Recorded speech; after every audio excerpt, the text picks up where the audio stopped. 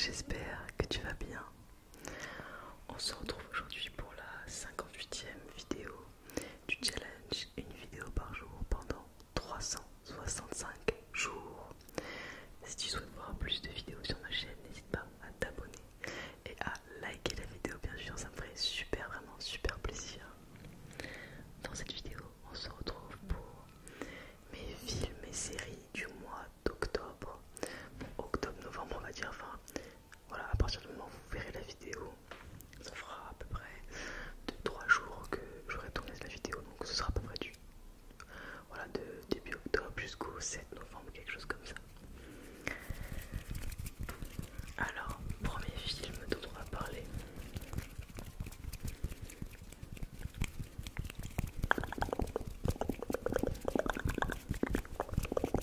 Alors, j'ai vu ce mois-ci donc le film Miskina.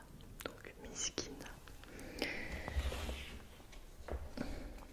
Donc j'ai vu le film Miskina la pauvre avec Mela Bédia, Johan Grand et Xavier Lacaille.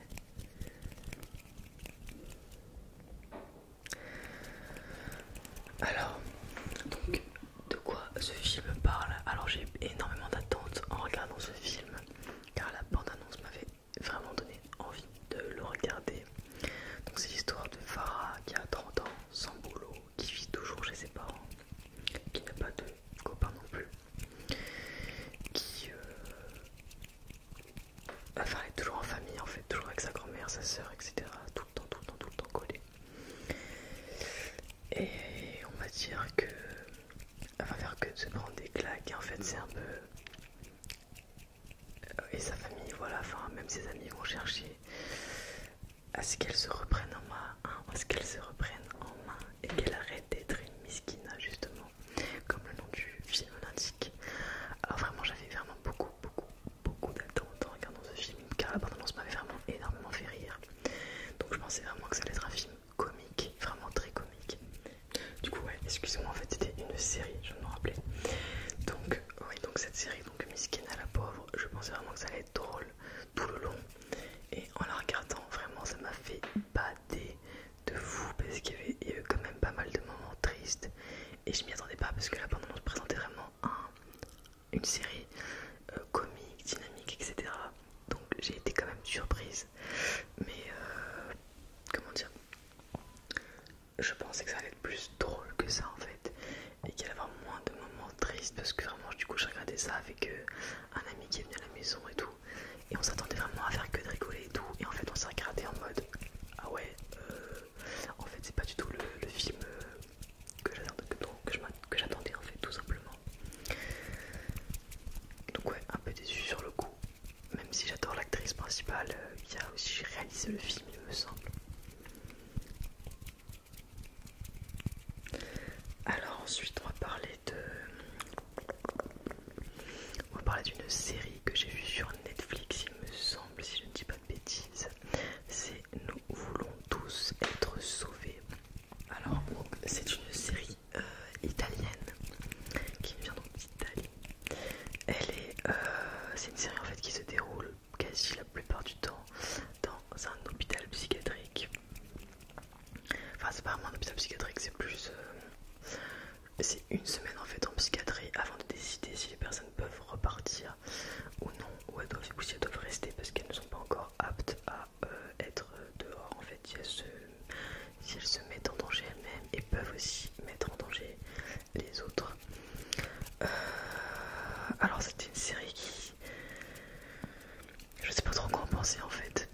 Vraiment j'ai cliqué dessus comme ça, juste en lisant le synopsis. Alors d'ailleurs je vais vous lire le synopsis, peut-être que ça peut vous intéresser.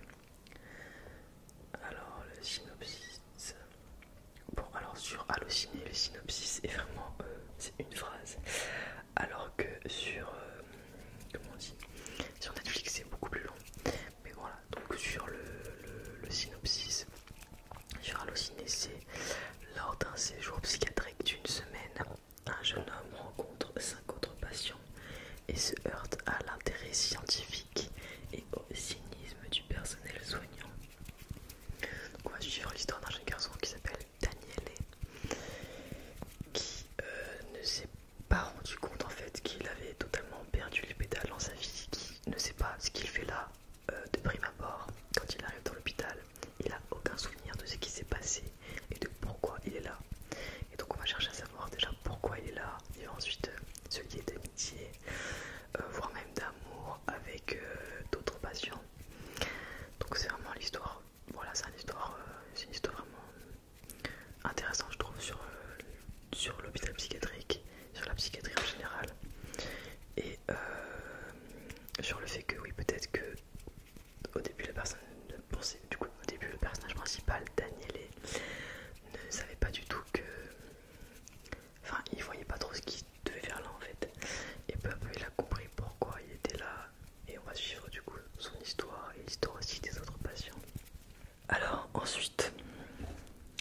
j'ai aussi vu du coup montre jamais ça à personne partie 2 sur Amazon Prime.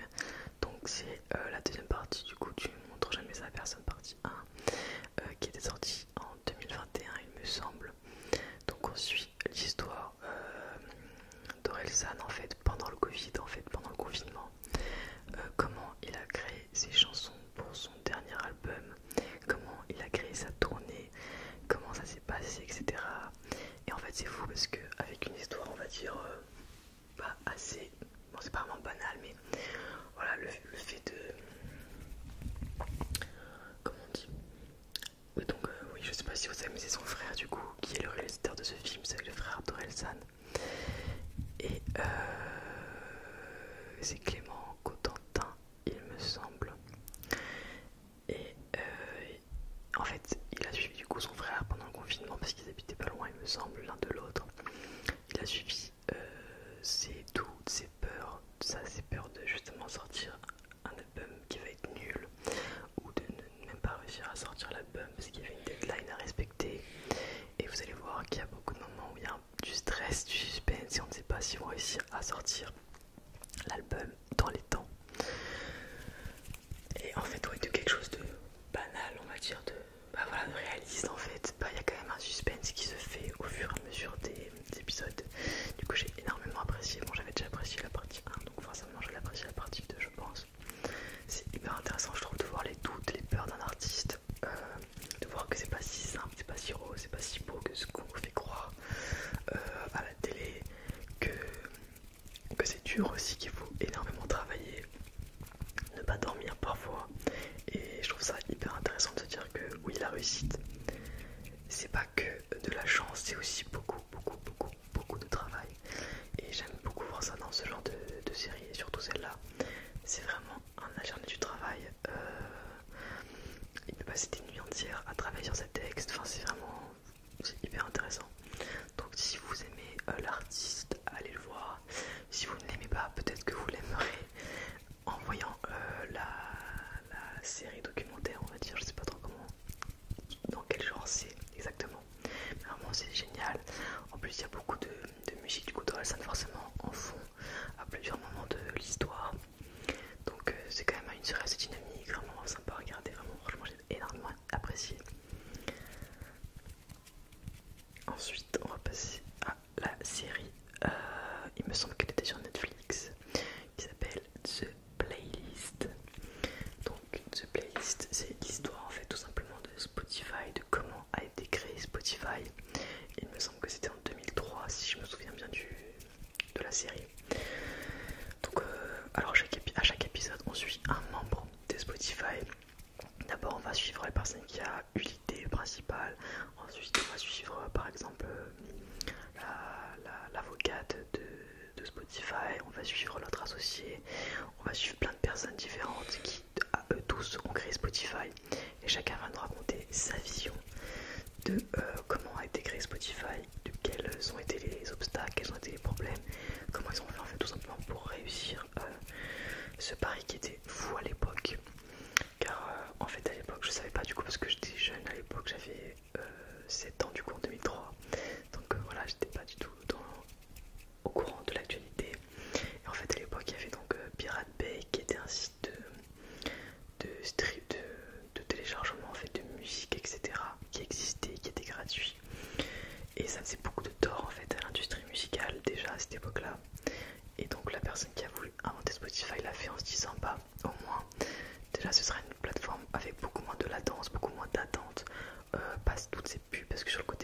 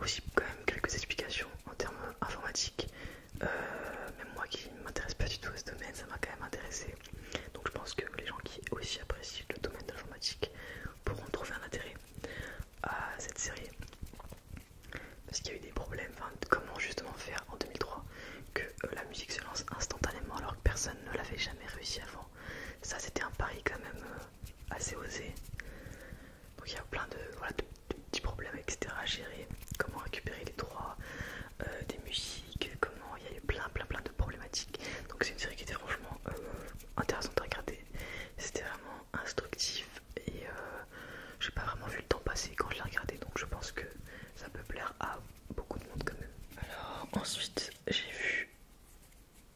Alors, il y a quelque chose que je suis en train de regarder. Et. Bon, alors, déjà, bien sûr, j'ai repris du coup la saison 4 donc, de Manifest qui est sortie il n'y a pas longtemps du tout. Bon, j'ai regardé que l'épisode 1 pour l'instant, j'ai pas trop eu le temps. Mais j'ai hâte de voir la suite. Donc, j'en parlerai, je pense, dans une deuxième vidéo. Et sur TF1. Donc, franchement, TF1 en ce moment, je trouve qu'ils nous sortent quand même des pépites. Franchement, je suis étonnée parce que normalement, j'aime pas trop regarder la télé. Mais là, vraiment, entre les combattantes, le mois dernier, et là, ils ont sorti la Bréa. Donc, ils ont racheté le droit de la série, hein, bien sûr. Par contre, c'est pas une série qui a été créée par TF1. Mais franchement, la série, je trouve qu'elle est. Elle innove, hein, en fait, quelque part, je trouve. Après, je sais pas, j'ai jamais vu Lost, donc je sais pas si c'est lié à l'histoire de Lost ou pas du tout. Mais alors en fait, donc l'histoire, c'est que en gros, on est à Los Angeles. Il me semble que c'est Los Angeles, oui. Et d'un coup, il y a une mère de famille avec ses deux enfants, donc une fille qui a une jambe amputée, donc il y a une prothèse, et son fils. Et on apprend du coup au début que elle est divorcée de son père, enfin elle est divorcée du coup de son ex-mari, enfin voilà. Et ils partent, voilà, ils sont à Los Angeles, je crois qu'ils vont aller en cours, un truc comme ça. Et d'un coup, il y a un énorme trou qui se forme au sol et qui, en fait, c'est comme qui aspire du coup les choses, enfin tout tombe dans le trou en fait, et le trou s'aggrave au fur et à mesure. Et au bout d'un moment, il est tellement large qu'après il arrête de s'étendre, on va dire. Et donc il y a cette mère qui tombe avec son fils, et la fille qui est du coup amputée ne tombe pas, et elle va retrouver du coup son père plus tard dans la série. Et en fait, je sais pas si je peux vous le dire, après c'est dans les 2 premiers épisodes qu'on le sait, donc et en fait bon, c'est très très dense, je trouve, quand même. Il y a plein de petites histoires, de sous-histoires, etc., donc c'est intéressant. Et là du coup la vraie histoire, c'est que en fait ils sont tombés dans une faille, on va dire, temporelle, et ils se retrouvent à Los Angeles, mais en l'an moins 10 000. Et bon, au début ils le savent pas du tout, et en fait ils voient des animaux très étranges, des ours gigantesques. Et en fait donc on va suivre du coup ces gens qui vont essayer de survivre dans la nature, en fait la plus totale, vivre, manger, etc. Et de l'autre côté on suit aussi les gens qui sont restés dans le présent, et les gens qui vont chercher à les retrouver et à comprendre ce qui se passe, où sont ces personnes, etc. Et si ces personnes sont encore vivantes. Et le père, en gros, le père de famille, en fait, de l'histoire, va en fait à des visions, en fait, depuis qu'il a eu un accident de pilotage, parce qu'il était pilote. Et ces visions, en fait, lui indiquent en fait que sa femme est toujours vivante, enfin sa femme, son ex-femme est toujours vivante, son fils aussi. Et il est persuadé du coup qu'ils sont en l'an moins 10 000, etc. Et en fait, il avait des visions déjà depuis 3 ans de cet endroit en l'an moins 10 000. Et en fait, il voyait Los Angeles, mais il y a moins 10 000 ans, tout simplement. Donc bon, après, c'est une histoire sur les failles temporelles, etc., je pense. Donc là, j'ai vu les 3 premiers épisodes qui sont sortis mercredi dernier. Là, je tourne la vidéo, on est le 8 novembre, mardi 8 novembre. Donc normalement demain, donc peut-être que vous aurez déjà vu la suite. Donc mercredi 9 novembre, il y a la suite sur TF1 à 20h, 21h, on va dire, un truc comme ça. Donc voilà, franchement, si vous voulez regarder, franchement, je trouve ça vraiment intéressant. Ça faisait longtemps que j'avais pas vu une série qui m'avait autant donné envie de regarder. Comme Manifest, hein, une série de cette ampleur, hein, je veux dire. Donc j'ai hâte de voir la suite, de voir si elle vaut le coup ou si après moi ça se dégrade, donc je sais pas trop encore, mais voilà. C'était pour vous parler de ma découverte du mois. Ensuite, en termes de films sur Netflix, j'ai regardé, bon c'est un film un peu toujours teenager, c'est Si tu me venges, 3 petits points. C'est avec l'actrice qui joue Véronica dans Riverdale. Et donc cette actrice, enfin cette femme du coup, cette jeune fille, il y a son copain qui va diffuser, enfin on sait pas si c'est son copain mais on pense que c'est lui, qui va diffuser une sextape d'elle en gros dans tout le lycée. Et enfin là s'en suit une histoire de vengeance. Elle va rencontrer une fille pas du tout populaire qui vient d'arriver dans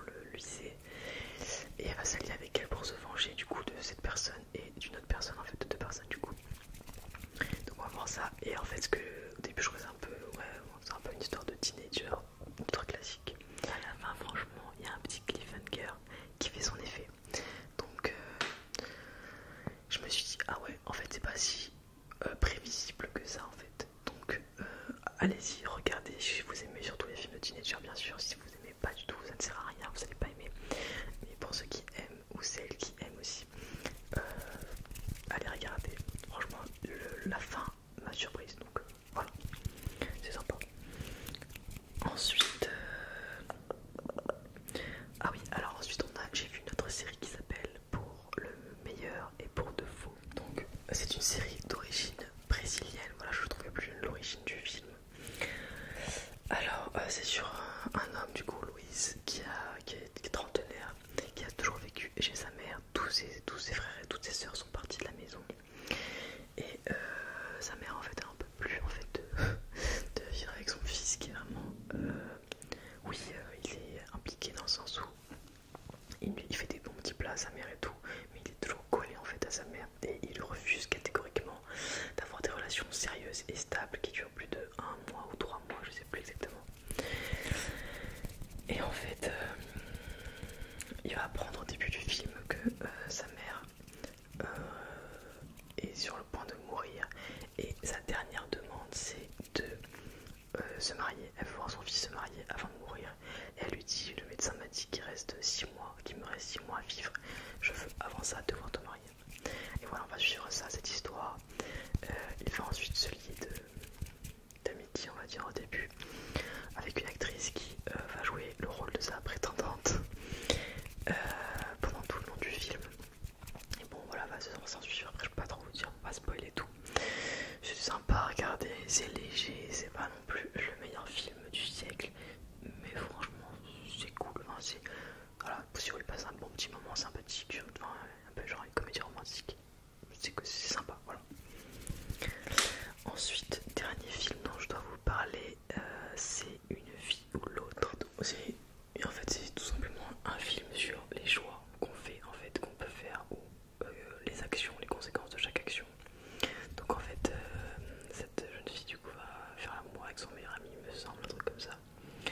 Et il y a en fait deux jours de vie en fait après qu'elle pourrait potentiellement avoir. Donc on la voit aller dans les toilettes en train de faire un test de grossesse parce qu'elle ne sait pas si elle est enceinte de lui ou pas. Et dans un cas elle est enceinte de son meilleur ami et dans l'autre cas elle n'est pas enceinte de son meilleur ami et sa vie continue. Et en fait on va suivre les deux histoires et voir que en fait c'est juste une histoire sur les choix en fait. Et bon, après on n'a pas le choix non plus de tomber enceinte, mais c'est juste pour dire que voilà, une action, une chose qui change dans notre vie peut carrément changer tout notre destin en fait. C'est tout simple en fait, hein, mais voilà, c'était intéressant à regarder, léger, pareil, c'est une comédie romantique classique à part ça. Mais voilà, à chaque fois en fait on suit sa vie, si elle avait eu son enfant, et sa vie sans enfant. Et à chaque fois on a des allers-retours en fait entre les deux vies. Donc c'est intéressant de voir voilà, la notion de destin en fait, tout simplement.